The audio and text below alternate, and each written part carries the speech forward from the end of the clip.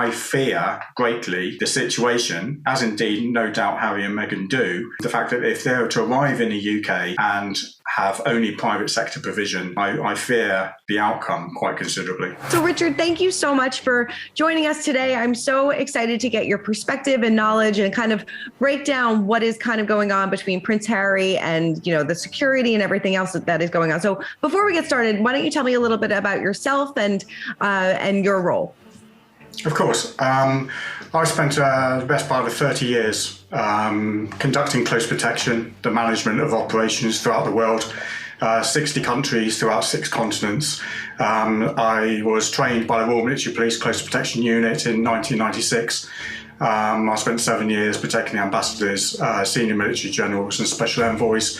I then left and went straight into the private sector, providing close protection to celebrities and high-level business people. And I remain to do that to the day.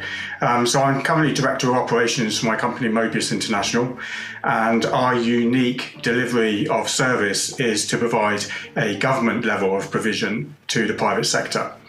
So we only employ former members of government protection units such as the police and military close protection for our operations. Wow. It's quite the resume. And this is no joke. That's amazing. All right. So let's kind of break down, if you can help me break down this legal dispute between the British government over the decision not to let Prince Harry pay for police protection. So what does this mean? It's a very difficult situation that the Home Office in the United Kingdom has. It's unprecedented. With the exception of aligned examples such as Princess Diana, for example, unlike Harry, she refused police protection and then security was provided to her by the private sector as a result of her relationship with Dodi Fayed.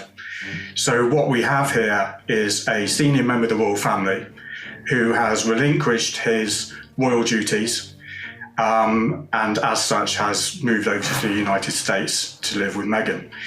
Now, the security situation for him is compounded by so many differing aspects. The UK government has got a very difficult situation on their hands insofar as many questions need to be answered. Due to the unprecedented situation with Harry, there is no manual or template to work from. Members of the Home Office, Police Protection Command, and also palace officials come together as a form of committee, which is called the Royal and VIP Executive Committee. And this committee decides on who receives protection by the police, and if they do receive it, what capacity does that appear? So their responsibility is to make a determination on security provision to members of Parliament, such as the Prime Minister, the Foreign Office Minister, the Home Secretary, and so on, in addition to members of the royal family. Now, not all members of the royal family receive protection. Most of them do not. And it's only really those senior members of the royal family that receive protection, of which Harry was one. So when Harry was relinquished his royal duties, he goes over to the States. That move in itself compounds greatly on the question of whether he receives ongoing police protection or not. Now, what the UK government has decided to do is to remove protection, or what it appears to be, is to remove his protection in its entirety.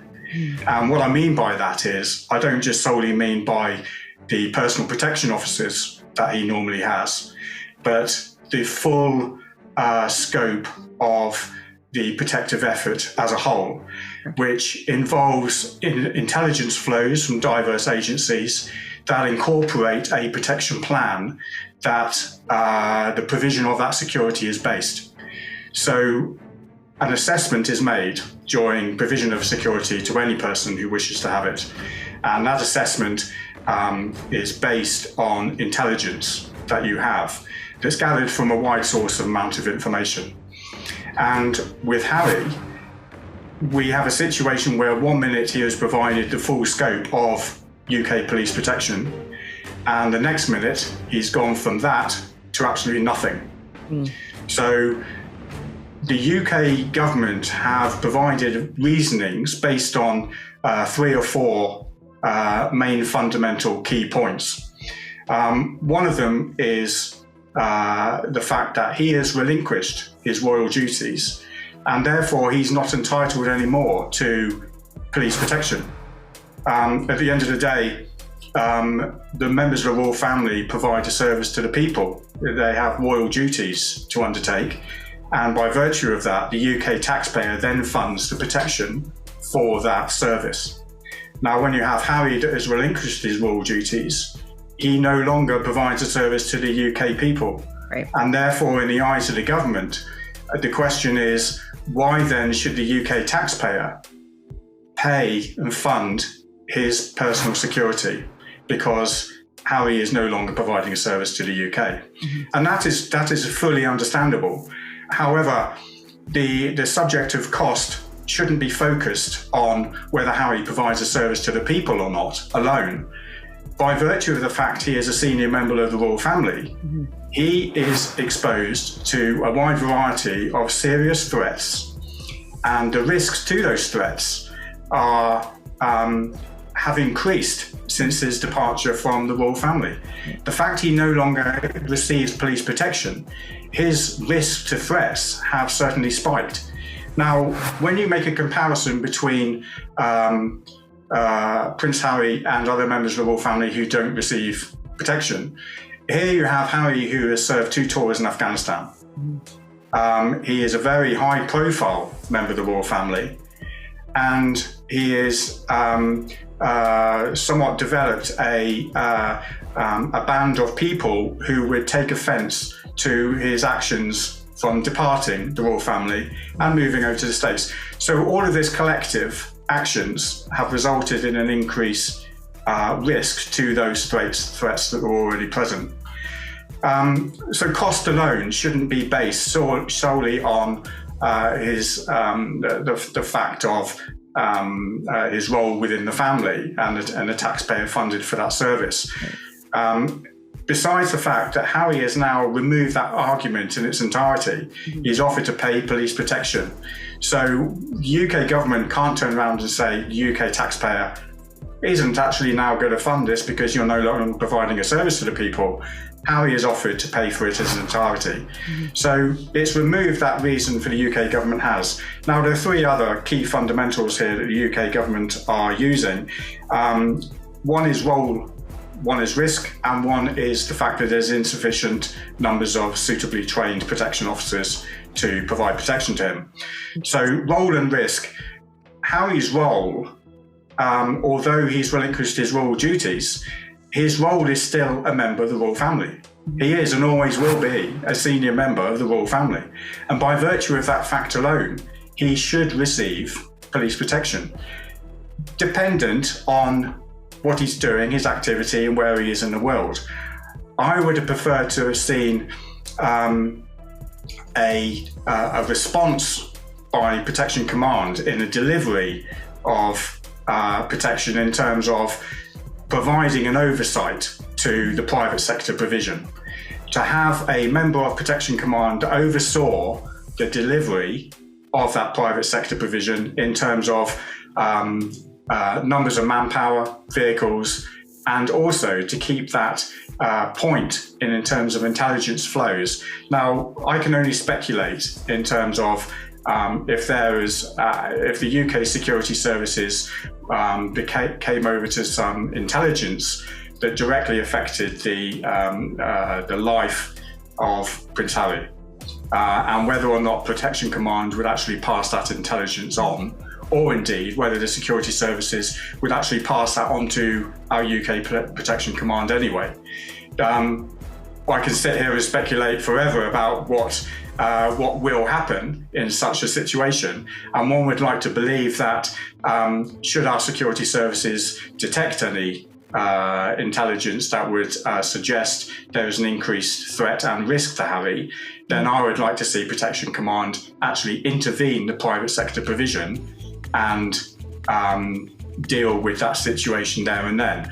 At the moment, what we hear is the fact that the UK government is turning around and totally disconnecting themselves from any level of provision whatsoever. And that started from day one, the moment that Harry had gone over to the States and received private sector company.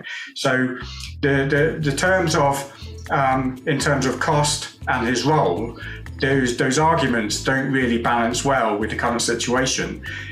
In terms of risk, there's an argument that the government says that now he's no longer a member of the royal family, his risk is now lowered.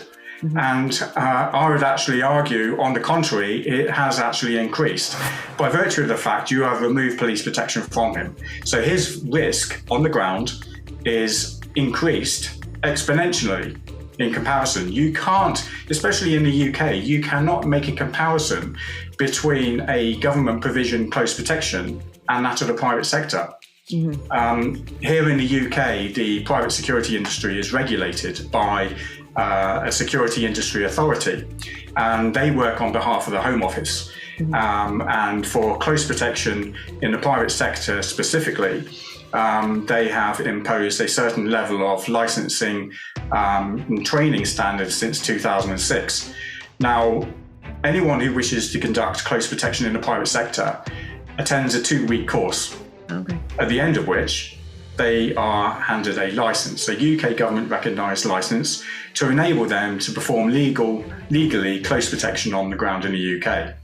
And of course, the course is unfit for purpose, because not only is it UK remit only, so therefore there's no high risk environment training whatsoever, the actual content and duration of the course is unfit for purpose. So when you're to make a comparison between the private sector in the UK and that of the government-led provision, there is no comparison whatsoever. And we're not just discussing the differences between manpower from the government police protection provision and that of the private sector. If Harry came over to the UK and he received private sector only security, that security is compounded by not only the lack of competence and performance on the ground generally by those individuals, but also the fact that you don't have the usual intelligence flows. But on top of that, which is probably the most influential aspect over all of them, is the fact that they don't have the law on their side. So police provision of protection to someone in the UK, because they have the power of the law, they can create sterile and secure areas. They can prevent access by the civilians on the ground at venues. They can control traffic flow. And they can go whatever speed they like. They can stop traffic. I mean, just this in itself reduces the risk to threat quite considerably. Right. Well, so, go ahead. Sorry. Yeah. So when you have a private sector provision, they are susceptible to all of these aspects that are detriment to security of protecting a person. So if Harry is to walk through the streets of London, as an example, and he has a paparazzi approaching him, he has unknown people approaching him with their cameras and they're in his face, they're standing in front of him, preventing him from moving.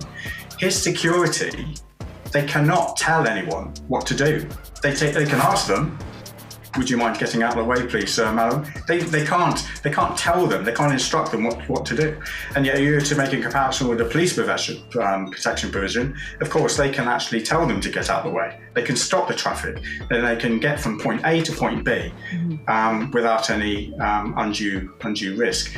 So the special escort group, for example, that provide the security transportation moves from A to B around the UK, they allow the vehicles, the convoys, the VIP vehicles to move from point A to point B without stopping. And when you actually consider London, you have huge amount of traffic, you have junctions, traffic lights, pedestrians, the whole aspect of traffic hassle on the roads in London is none of that at all.